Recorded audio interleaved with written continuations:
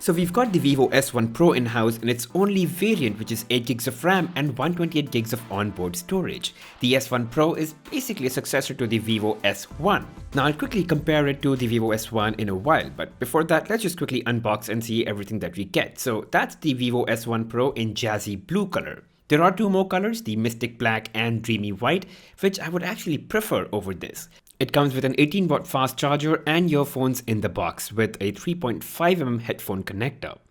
You do get Type-C cable, and then there is also a rubber casing that comes with the box. The rubber case is pretty solid and definitely recommend that you slap this on for maximum protection. The screen does come with a screen protector pre-applied right from within the box. And now let's quickly talk about the design and build of the S1 Pro. So it's all plastic, it's a little glossy as well, so when light shines on it, it really reflects quite well. The variant that I have here is Jazzy Blue, which is an interesting color combination of purple and blue, and it sort of mixes in a very different way. What I really like is the blue accent of the power button, which is sort of new in Vivo phones.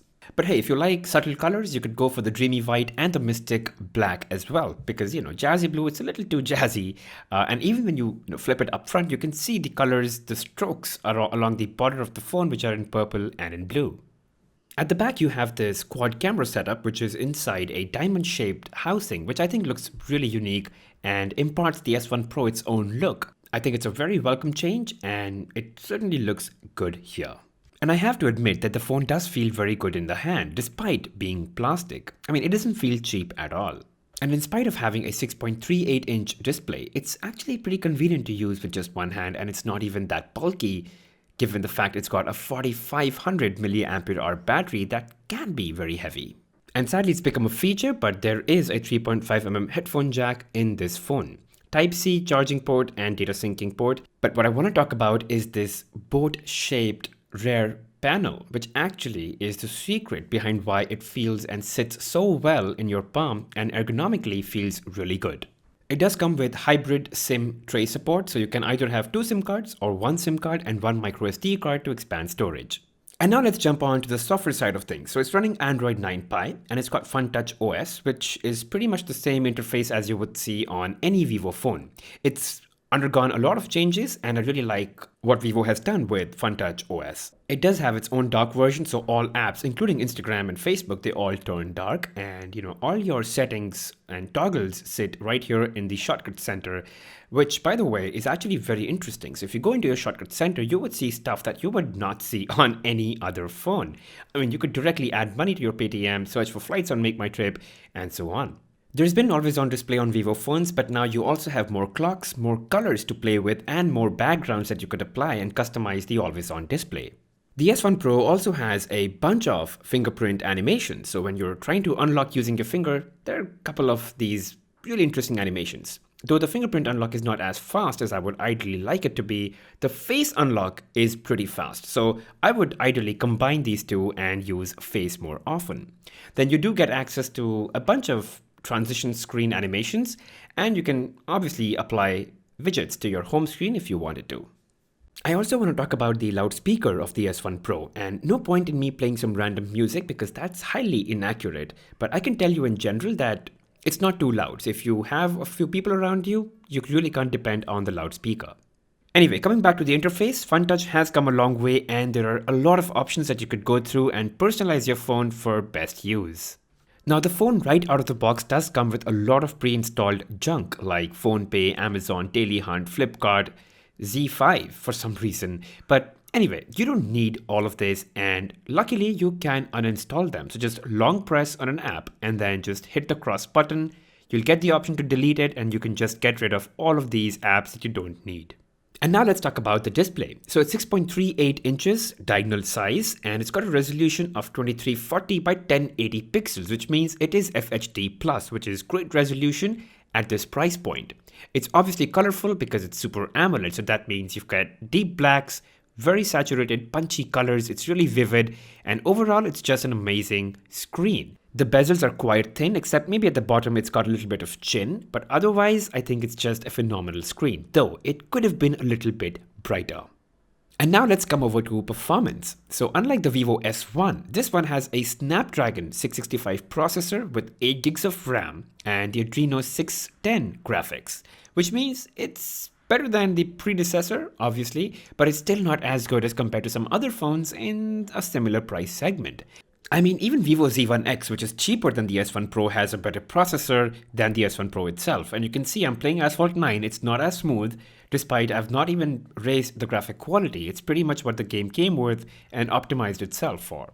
And even PUBG identified the hardware to be only capable of playing the game in low graphic quality. Now there is turbo mode or game turbo mode that's built into the Vivo S1 Pro, which sort of kicks in and improves gaming performance.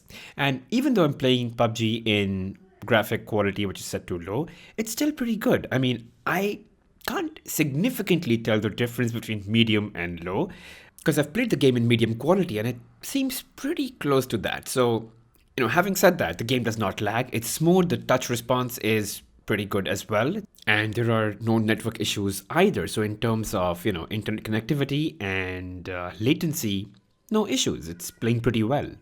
But I did experience some lag even in regular transitions, for example, hitting the menu. Hopefully Vivo will fix this with a system update. And lastly, let's talk about the camera setup. So it's a quad camera setup. You have the primary camera at 48 megapixel, an ultra wide lens at 8 megapixel, a bokeh lens or a depth sensor at 2 megapixel, and a super macro lens, again 2 megapixel.